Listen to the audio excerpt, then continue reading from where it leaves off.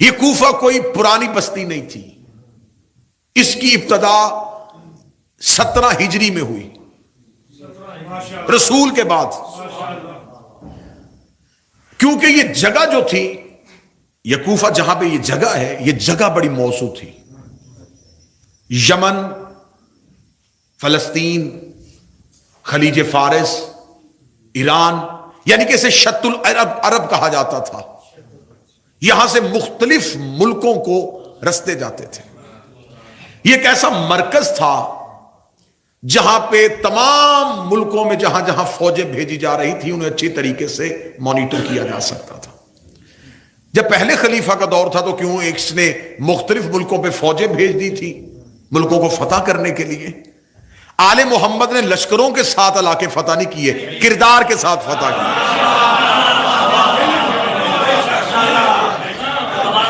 کیونکہ تلوار بدن کو جھکاتی ہے، کردار نفس کو، دل کو تمہارے دامنے جھکا دیتا ہے۔ اب جب انہوں نے کوفہ کی تو سعد بن ابی وقاص جو تھا، اس نے 17 ہجری کو اس شہر کی بنیاد رکھی تھی۔ اس نے 1,00,000 جھونپڑیاں عارضی طور پہ یہاں قائم کی تھی فوجی کیمپ بنانے کے لیے۔ یہ اپنی آرمی کی ایک چھاؤنی وہاں بنانا چاہتے تھے کہ ہم اس علاقے میں بیٹھ جائیں تاکہ یہاں سے مختلف ملکوں کو فتح کرنے کے لیے آسانی ہو سکے۔ یہ 17 ہجری کو اس کی بنیاد رکھی گئی، 1,00,000 جھونپڑیوں کے ساتھ اس کو آباد کیا گیا۔ بعد میں 2 طرح کی روایات ہیں، ایک یہ تھا کہ تیز بارش کی وجہ سے، ایک ہے کہ آسمانی بجلی گرنے کی وجہ سے وہ جھونپڑیاں جل گئی تو پھر وہاں پر پکے مکان بنا کے فوجیوں کو رہنے کی جگہ دی گئی۔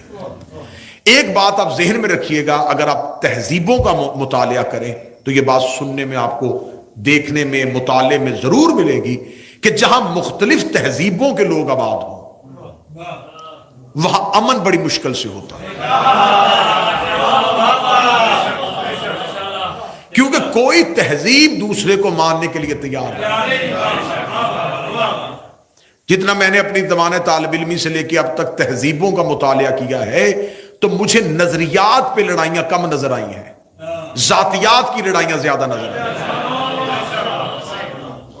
اگر آپ آج بھی دیکھ لیں تو آج بھی آپ کو جو لڑائیاں نظر آئیں گی یہ نظریات کی نہیں ہے۔ آج آپ کو ایک گلی میں 2 مسجدیں اور ایک شہر میں اگر 6 امام بارگاہ نظر آئیں تو قطع نہ سمجھیے گا کہ وہ علی کو نہیں مانتے اور یہ علی کو مانتے ہیں۔ یہ سب کچھ ذاتیات کی وجہ سے ہوتا ہے، یہ ایک حقیقت ہے جس کو باہر صورت ہمیں ماننا پڑے گا۔ اب جہاں پر مختلف تہذیبوں کے لوگ آباد ہوں وہاں پر ہر وقت خطرہ رہتا ہے، وہاں پر امن بڑی مشکل سے قائم ہوتا ہے۔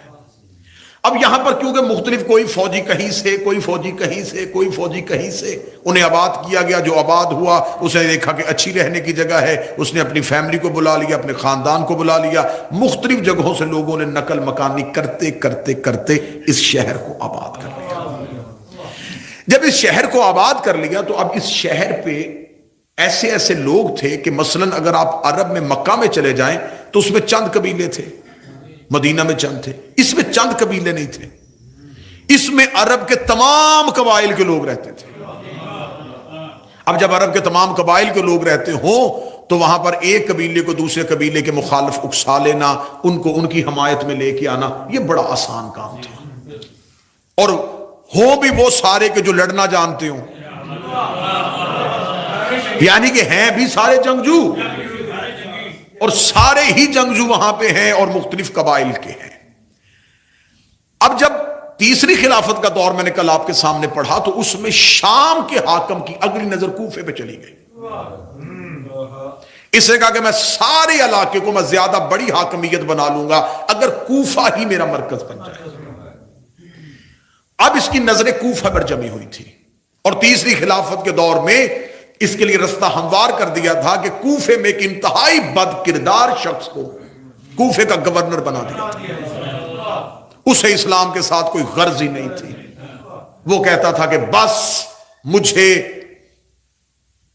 जितनी भी अयाशी मुहैया हो सके वो करो, जो जिसने करना है वो करो। अब अमीर अल मोमिनीन का जब दौर आता है तीसरी खिलाफत के बाद, अब अमीर अल मोमिनीन मदीना से निकल आते हैं, अपना तख्ते हुकूमत आर्जी तौर पे कूफे बनाते हैं, क्योंकि अमीर अल मोमिनीन शाम फतह करने आए थे। शाम में अमीर अल मोमिनीन ने 4 कासिद पहले भेजे थे कि क्योंकि अब मरकज में मेरी हुकूमत बन गई है और तूने हर दौर में मरकज की हुकूमत को मानना है, तो मेरी हुकूमत को भी मान। अब देखिएगा कितनी नाइंसाफी है कि इसने अली से पहले वाली हुकूमत को माना हुआ था। जो ही मिंबर पे अली आए, इसने कहा मैं अली की हुकूमत को तस्लीम नहीं करूंगा। इसने मौला अली की हुकूमत को जब तस्लीम करने से इनकार कर दिया तो मौला अमीर अल मोमिनीन कूफा आ गए। अब कूफा आने की दूसरी वजह बताऊं मैं आपको। मदीने के लोग अब लड़ नहीं सकते थे। इनके बुजुर्गों ने बदर लड़ी हुई थी, ओहद लड़ी हुई थी, खैबर खंदक ये इतनी जंगें लड़ चुके थे कि अब इनमें जंग लड़ने की हिम्मत खत्म हो चुकी थी। या और आसान करूं, मैं पाकिस्तान की मिसाल दूं, मुझे यहां के शहरों का इतना नहीं पता, मदीना इस्लामाबाद बन गया था।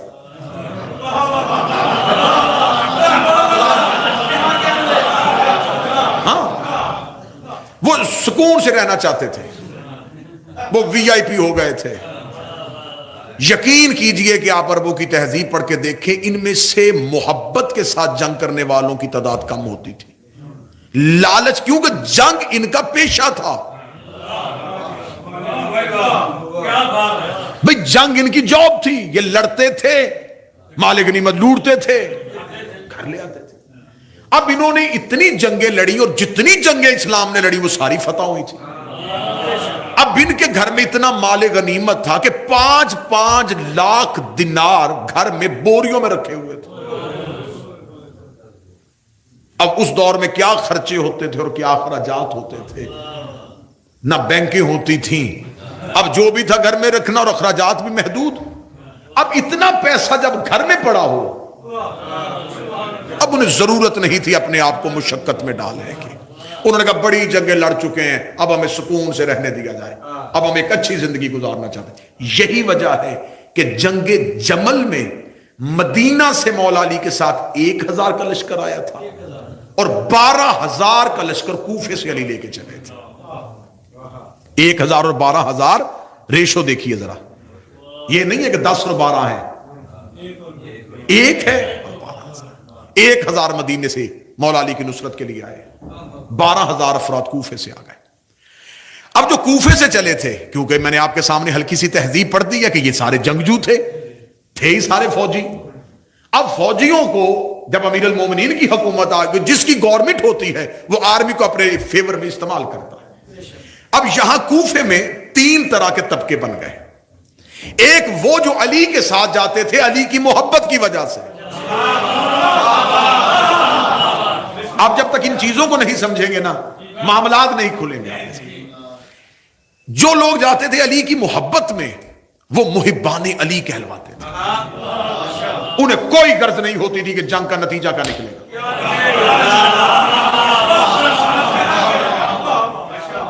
जरूर सारे हज़रात मिलकर बुलंद आवाज से पड़ेगा अल्लाहुम्मा सल्ली अला मुहम्मद। माशाल्लाह जी, 2 दिन की गैर हाजिरी के बाद आज डॉक्टर साहब भी तशरीफ ले आए हैं। मौला आपकी आमद कबूल फरमाए।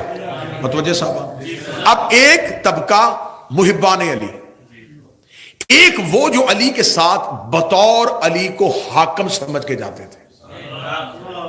बात समझ में ना आए तो मैं बिल्कुल बरादराना तौर पे कहूंगा कि आप जहां बैठे वहीं से हाथ का इशारा कीजिएगा और कहिए इस बात को दोहराइएगा, मेरे जहन में बात नहीं आई। मैं कोशिश करूंगा उसको सलीस करके, जब तक आप मुतमिन ना हो उसके आगे ना बढ़ा। एक मोहब्बत अली में चल रहे थे, एक तबका वो था जिन्हें मोहब्बत नहीं थी, बतौर अली को हाकम। गवर्नमेंट अली की है, एग्जेक्टिव ऑर्डर है अली का, जाना पड़ेगा भाई। अब अली को हाकम समझ के जा रहे थे। तीसरा तबका, ना हुकूमत की वजह से, ना मोहब्बत की वजह से, दौलत की वजह से। کوفہ 3 طبقوں میں تقسیم ہو گیا. مولا امیر المومنین جب پہلی جنگ کرنے کے لیے گئے, اب جو محبان علی تھے وہ اول دستے میں لڑ رہے تھے, اور علی جنگ کی حکمت عملی بھی ایسے بناتے تھے کہ امیر المومنین ہمیشہ اول دستے میں اپنے محبت کرنے والوں کو رکھتے تھے جن پہ یقین تھا کہ ان کے پاؤں نہیں اکھڑنے.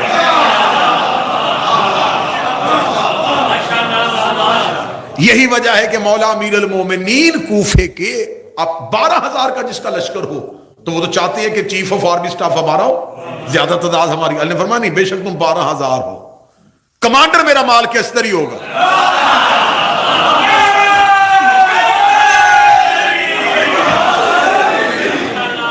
مال کے استر صفی اس انداز سے بناتے تھے محبتوں کے لحاظ سے, اور مولا امیر المومنین کے ارد گرد جو پہرا ہوتا تھا وہ صرف علی کے بیٹوں کا ہوتا تھا.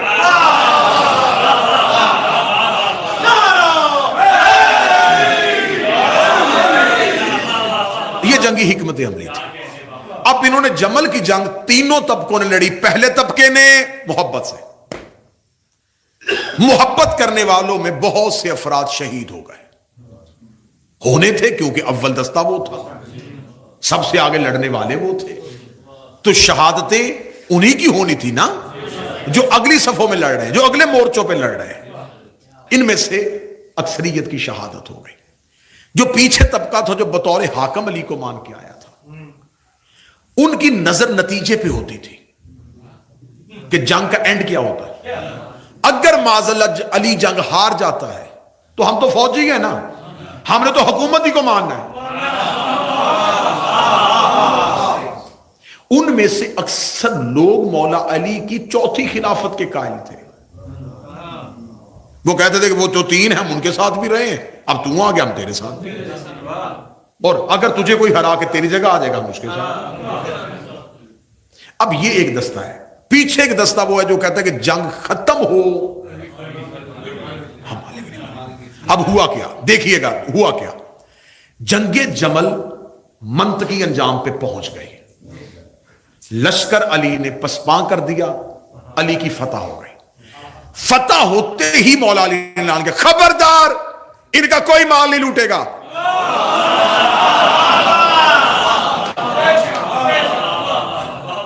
ان کا مال کسی نے نہیں لوٹنا.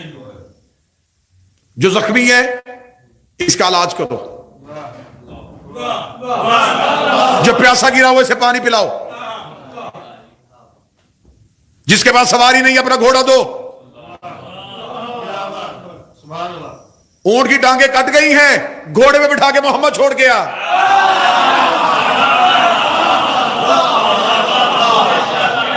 اب یہ طریقہ کار جنگ میں عربوں نے نہیں دیکھا تھا. انہوں نے کہا یہ کیسی بات ہے, لڑ لڑ کے مر گئے, اخیر ہوئی تو یہ کیا. اسے کہا کیا یہ علی کیا کیا؟ فرمایا میں صرف حاکم نہیں امام بھی ہوں.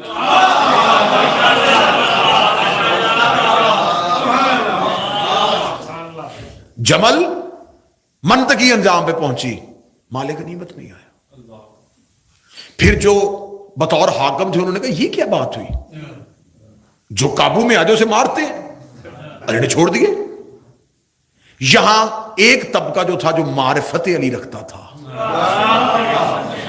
اب ذرا سمجھتے آئیے, ان میں سے آدھی تعداد شہید ہو چکی ہے, اور جو بچ گئے ہیں وہ علی کے فیصلے کو قرآن تسلیم کرتے ہیں. ٹھیک ہو. اب مولا امیر المومنین آ گئے, اور پھر 1 سال کے بعد اگلی جنگ آ گئی, صفین. اب جب صفین میں پہنچے تو اب جنگ بالکل منطقی انجام میں تھی, تو علی ہی کے لشکر سے ادھر سے پتہ چل گیا. اب جو ادھر لشکر میں انہیں پتا تھا کہ جنگ جیتے ہارے, تو یہ بھی کیونکہ مسلمانوں سے, تو اس کا بھی جمل والا حال ہوگا. تو ابھی جب جنگ بالکل اخیر میں پہنچی تو ادھر سے 1 لاکھ دینار ادھر آ گیا. جو انہوں نے لڑنے کے بعد ملنے کی آرزو تھی وہ پہلے ہی ہو گیا. 1 لاکھ دینار کا آنا تھا, یا محمد بن اشد 10,000 کا لشکر لے کے علی ہی کے دستے سے نکلا. میں نے کل آپ کے سامنے تھوڑا سا پڑھ دیا تھا, بغاوت پھیل گئی. اب جو بغاوت پھیل گئی تو اب یہاں پر فیصلہ آ گیا حکمین میں کہ دونوں طرف سے ایک ایک بندہ آئے اور وہ فیصلہ کرے گا. ادھر سے حاکم شام نے کہا میری طرف سے عمر بن عاص جاتا ہے، لشکر جی جنگ بند کرو، کوئی نہیں لڑے گا. ادھر سے عمر بن عاص آ گیا. مولا امیر المومنین نے کہا مالک تو جا.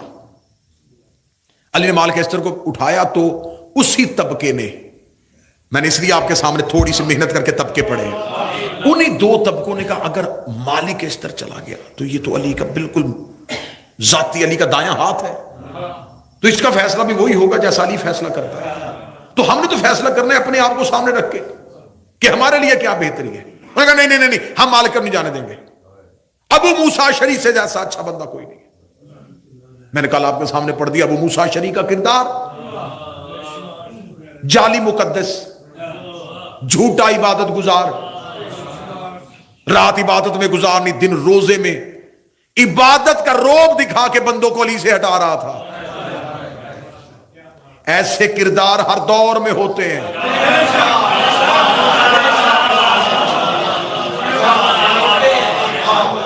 کبھی بھی کسی بندے کے ظاہری زہد، عبادت اور تقوی پہ نہ جانا،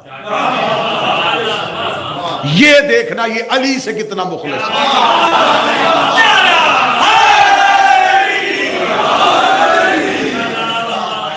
بھائی ہم نے کردار پڑے ہوئے ہیں تاریخ میں. ابو موسیٰ اشعری راتوں کو عبادت، دن کو روزہ، ٹوٹی ہوئی چپل، پیبند لگے ہوئے کپڑے، ہاتھوں میں تسبیح، اللہ اللہ. لوگ اس کی پرہیزگاری سے اتنے متاثر ہو گئے، انہوں نے کہا یہ تو بہت عبادت گزار. انہوں نے کہا ابو موسیٰ اشعری انتہائی دنیا دار بھی نہیں ہے. جو ہی انہوں نے کہا ابو موسیٰ اشعری سے بہتر کوئی نہیں ہے، امیر المومنین خاموش ہو گئے. امیر المومنین کا تم نے جیتی ہوئی جنگ کو پلٹ دیا ہے. جو ہی ابو موسیٰ اشعری پہنچا تو اب دونوں طرف سے اتنا شور مچ چکا تھا کہ امیر المومنین کا فیصلہ رمضان تک معلق، رمضان معطل کرو، رمضان کو فیصلہ ہوگا، چلو لشکر اپنا اپنا واپس جائے، رمضان کو حکمین فیصلہ کریں گے اور پھر یہ جس کو ٹھیک کہیں گے خلافت اس کو دے جائے گی. اب یہ تو لشکر ٹوٹا ہوا واپس آ رہا تھا، آپ کیا سمجھتے ہیں کہ یہ بھی دل میں علی کی محبت لے کے آ رہا تھا؟ انہیں کہا لڑے، اخیر بھی یہ کیا ہو گیا. اب یہ واپس آ گئے. رمضان کو جب دوبارہ دونوں طرف سے فوجیں اکٹھی ہوئی تو عمر بن عاص گیا ابو موسیٰ اشعری کے خیمے میں، جا کے کہنے لگا دیکھ مسلمانوں کا بڑا قتل عام ہو گیا، جمل میں بھی ہزاروں مارے گئے، صفین میں بھی لاشوں کا ڈھیر پڑا ہوا تھا، کیا کر رہے ہیں علی اور معاویہ؟ یہ حکومت کے لیے مسلمانوں کو کیوں مروا رہے ہیں؟ ایسے نہ کریں، ان دونوں کو خلافت سے علیحدہ کر دیں. بزرگ بہتر سمجھتے ہیں کیونکہ میں اس گوشے کو خالی اس لیے نہیں چھوڑنا چاہتا تھا کہ بچے یہاں سے تاریخ میں ان کے ذہن میں گیپ نہ آ جائے، لہذا ان کو ساتھ ملانے کے لیے میں اس کو تکرار کرنے لگا.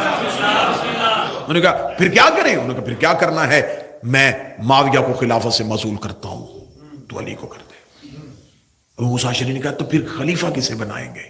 اب اس نے دیکھنا تیز کتنا تھا، نام نہیں، شاطر تھا نا، اس نے نام نہیں لیا. کیا لگا کسی پرہیزگار کو دیکھیں گے جو بڑا اچھا عبادت گزار ہو، جس کو دنیا سے کوئی رغبت نہ ہو، کوفہ کے لوگ بھی اسے مانتے ہوں. ابو موسیٰ اشعری کان اٹھا رہا تھا کہ خلافت میری طرف آ رہی ہے. کیا لگا تو ایسا کر سکے گا؟ اس نے کہا پھر کیا کروں، لوگوں کو قتل کرواؤں؟ ہم نہیں چاہتے، لیکن یہ بات صرف تیرے اور میرے درمیان ہے.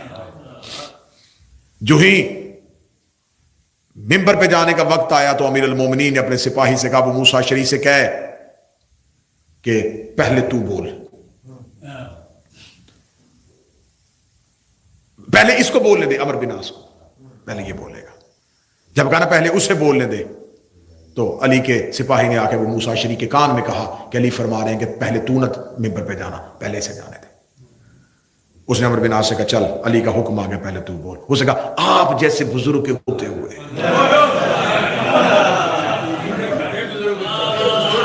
یہ تاریخ ہے، یہ سازشیں ہیں، یہ علی کے سامنے فتنے ہیں، میری کیا مجال، میں آپ کے ہوتے ہوئے پہلے آپ کریں. وہ آیا اور اس نے آتے ہی ابو موسیٰ اشعری نے، اب ڈر بھی تھا کہ علی کے محبت کرنے والے بھی کھڑے ہیں، اس نے اپنی انگوٹھی کو اتارا انگلی سے، اس نے کہا میں نے علی کو خلافت سے نکال دیا۔ مسجد میں شور مچ گیا، کیا ابو موسیٰ اشعری کیا کہہ رہا ہے؟ شور و غل کی آواز آئی، یا عمرو بن عاص نے دھکا دیا ابو موسیٰ اشعری کو، بوڑھا تھا، زمین پہ گرایا، خود کھڑا ہو کر کہا میں نے معاویہ کو خلافت کے ساتھ جوڑ دیا۔